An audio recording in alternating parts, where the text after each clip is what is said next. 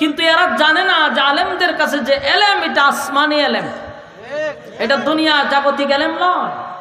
তো 5-6টা নাস্তিক মিল্লা লাগতো, কিন্তু একজন আলেম ঠান্ডা মাথায় সবগুলার লঙ্গিগুলো ছেড়ে দিত।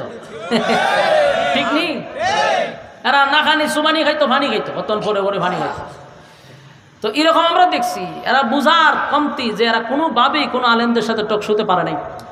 শেষ পর্যন্ত শাহরিয়ার কবির মুরগি চূড়া দেখছেন নি, কি একটা মাইর খাইছে আব্বাস হিসাবের কাছে, জনমের মতো সাইজ করে ছেড়ে দিছে। কতন পরে আমার টাইম নাই, আমি চলে যেতে হবে। আব্বাস সাহেব যায়েন না, বন বন বন, একেবারে লঙ্গিগুলা ছেড়ে দিব।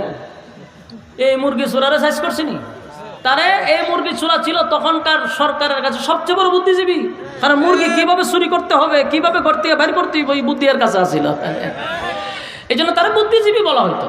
এই বুদ্ধিজীবীর জায়গাত আলেমরাই সাইজ করে ছেড়ে দিছে, পারে না কথা বলে। রাসূলের সঙ্গেও তারা সমস্ত বুদ্ধিজীবীরাও রাসূলের সঙ্গে কথা বলে পারে না।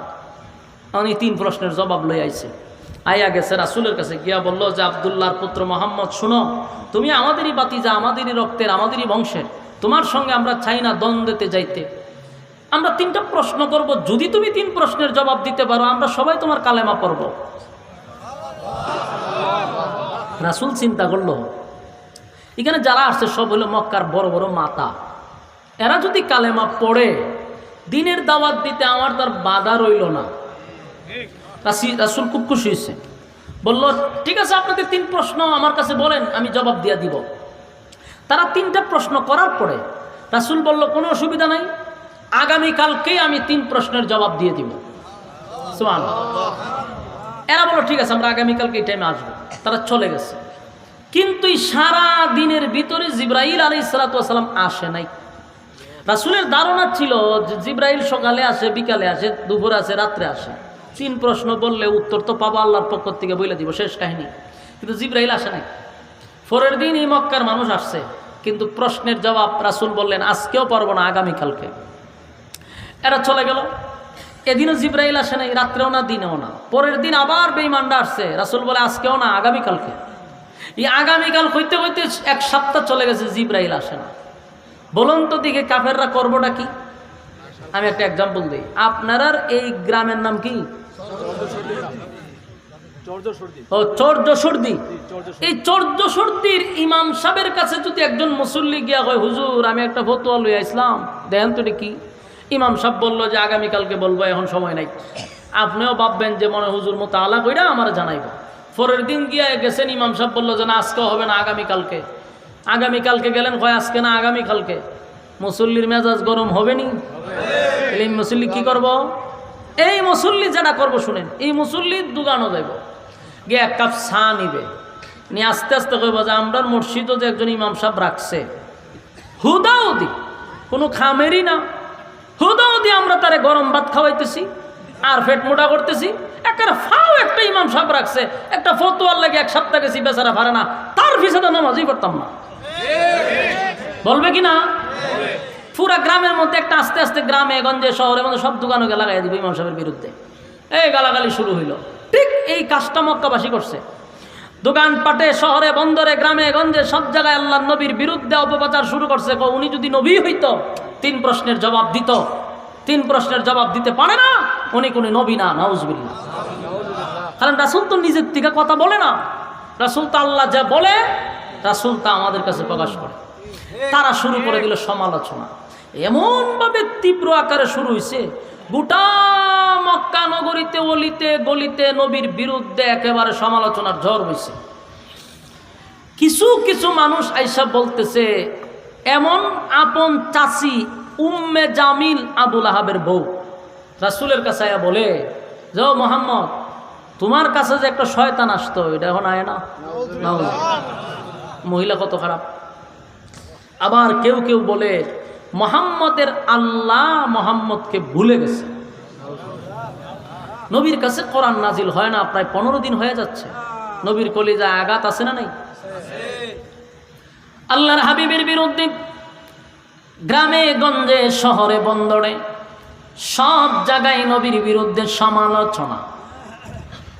একটা পর্যায়ে মানুষ বলতে লাগলো মুহাম্মদের আল্লাহ মুহাম্মদকে ভুলে গেছে। নবীজির কলিজায় দারুণ ব্যথা লাগছে, নিজেও কান্না শুরু করছে। একদিন 2 দিন লাগে, হাবিবে কিবরিয়া 15 দিন পর্যন্ত শুধু চোখের পানি ছাড়ছে, মুক্তার দানার মতো নবী কান্ত, টপ টপ করে নবীর দাড়ি মুবারক ভিজে পানি পড়ত। আসমানের দিকে তাকায়া থাকত, কখন জিবরাইল নামব। কান্না শুরু করে দিল হাবিবে কিবরিয়া, কান্দে, হায় রে মক্কার মানুষ আমারে বলে আমার মালিক নাকি আমারে ভুলে গেছে।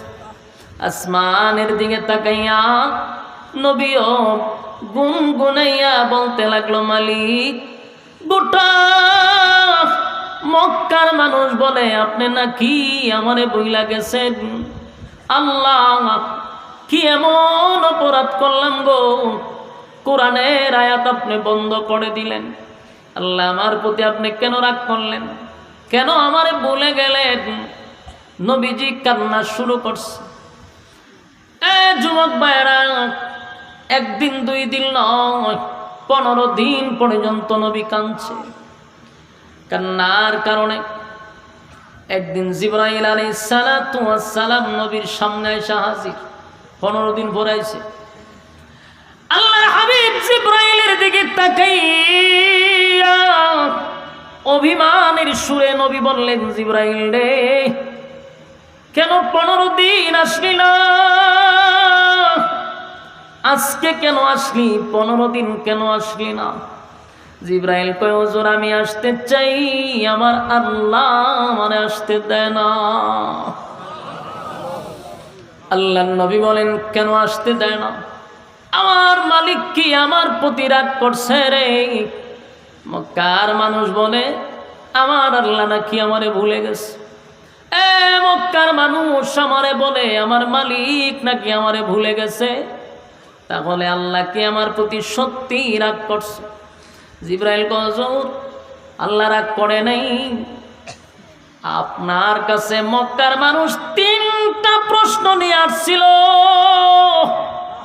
কিন্তু আপনার কাছে 3টা প্রশ্ন নিয়ে আসার পরে আপনি বলছেন আগামী কালকে জবাব দিবেন। এই কথাটা আমার আল্লাহর কাছে মোটেও পছন্দ হয় নাই। এখান থেকে আপনার উম্মতকে শিক্ষা দিল, নেক্সট টাইমে যেন কোনো উম্মত এমন ভুল না করে। এই জন্য আল্লাহ 15 দিন কোরআনের আয়াত বন্ধ করে দিচ্ছে। এটার 2টা কারণ। একটা হলো উম্মতকে শিক্ষা দেওয়ার জন্য, 2 নম্বর কারণ হলো নবীর উপরে যে কোরআন নাজিল হইতো এটা খুব মারাত্মক লোড, এটার ওজন খুব মারাত্মক। তাই নবীকে রেস্টে রাখার জন্য আল্লাহ মাঝখানে একটা বিরতি দিছে। আমার যুবক ভাইয়েরা, বিরতি দেওয়ার জন্য 15 দিন কোরআনের আয়াত নাজিল হয় না, কিন্তু গোটা মক্কা নগরীতে আমার নবীর বিরোধিতা শুরু হয়ে গেল। নবীর যা তা মানুষ বলতে লাগলো। আল্লাহর নবীর চোখের পানি ছেড়ে দিয়া বলে, জিবরাইল নেই, কত মানুষ আমারে গালি দিল। জিবরাইল কয়, হুজুর সেদিন যদি আপনি বলতেন ইনশাআল্লাহ আগামী কালকে বলবো, তাহলে কিন্তু আমার আল্লাহ পাঠায়া দিত। আপনি মাঝখানে ইনশাআল্লাহ বলেন নাই। ইনশাআল্লাহ না বলার কারণে আমার আল্লাহ এটা পছন্দ করে নাই। কিয়ামত পর্যন্ত কোনো উম্মত কোনো কাজ করতে গিয়ে যেন ইনশাআল্লাহ না বলে। যুবক ভাইয়েরা, ইনশাআল্লাহ না বলার কারণে আমার নবী 15 দিন পর্যন্ত কানল রে, 15 দিন পর্যন্ত কানল। এই জন্য কোন উম্মত যদি আমরা আগামীকালকে ডাকা যাব, কি বলবো? ইনশাআল্লাহ আগামীকালকে ডাকা যাব, ইনশাআল্লাহ মাহফিল শেষ করে বাড়িতে যাব, ইনশাআল্লাহ আমি খানা খাবো। সব কাজের শুরুতেই ইনশাআল্লাহ।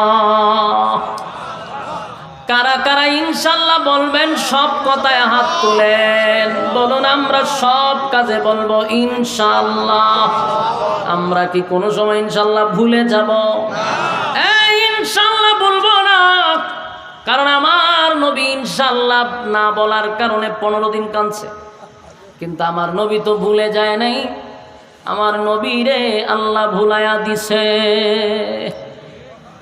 বলুন, নিজে নবী বলছে না, আল্লাহ ভুলাইয়া দিছে? আল্লাহ বলাইছে উম্মতরে শিখানোর জন্য। আমার যুবক ভাই, নবীর চোখের পানি দেখে আল্লাহ বলে, বন্ধু কাইন্নাল্লাহ, আপনার চোখের পানি আমি আল্লাহ বরদাস্ত করতে পারি না। 15 দিন আপনার কলিজায় দারুণ ব্যথা লাগছে।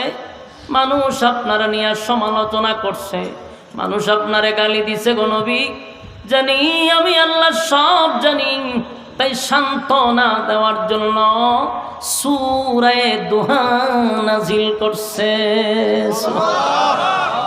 সূরা দুহা নাজিল হওয়ার কারণটা বুঝতেছেন? 15 দিন আয়াত বন্ধ হওয়ার পরে যেই সূরা নাজিল হয়েছিল সূরা দুহা, আর এই হলো সূরা নাজিল হওয়ার শানে নজর। নাজিল হওয়ার কারণটাই হলো এটা। আল্লাহর নবী 15 দিন কান্নার পরে সূরা দুহা নাজিল করে আমার আল্লাহ 2টা কসম করছে। বলুন কয়টা? 2টা কসম করিয়া আল্লাহ রাব্বুল আলামিন বন্ধুরে সান্ত্বনা দিছে। শুধু সান্ত্বনা দেয় নাই রে, আমার নবীর আল্লাহ খুশি করছে। আল্লাহ এই সূরার শুরুতে 2টা কসম করছে। ওয়াদ-দুহা, দিনের আলোর কসম, ওয়াল-লাইলি ইযা সাজা, রাতের অন্ধকারের কসম। 2টা কসম। তাফসীর কারকরা বলেন এই ওয়াদ-দুহার আরেকটা ব্যাখ্যা আছে, ওয়াল-লাইলি ইযা সাজার আরেকটা ব্যাখ্যা আছে রে।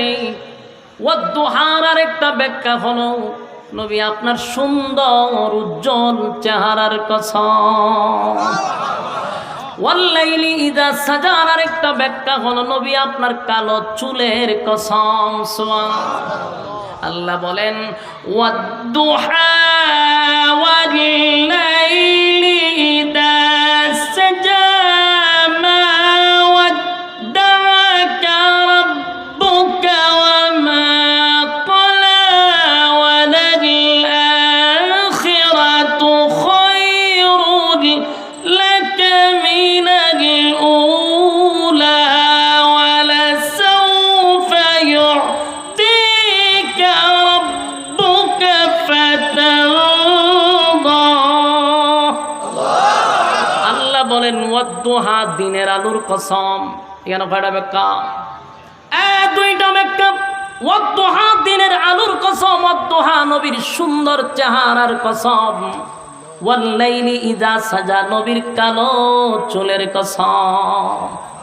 তার মানে নবীর সৌন্দর্য নিয়ে আল্লাহ কসম করছে। 2টা কসম করে আল্লাহ বলেন মা ওয়াদ্দা'আকা রাব্বুকা ওয়া মা ক্বালা।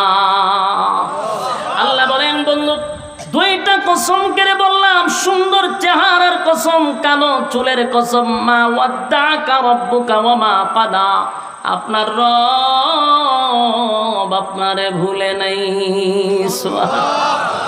আপনার রব আপনারে ভুলে নাই, ভুলতে পারে না, ভুলে নাই, ভুলবে না, ভুলতে পারে না। বন্ধু আপনারে আমি ভুলি নাই। মা ওয়াদ্দা'আকা রাব্বুকা ওয়া মা ক্বালা, আপনার রব আপনাকে ভুলে নাই, আপনারে মহব্বত করে। এ আল্লাহ বলেন মা ওয়াদ্দা'আকা রাব্বুকা ওয়া মা ক্বালা ওয়ালাল আখিরাতু খায়রুন লাকা মিনাল উলা।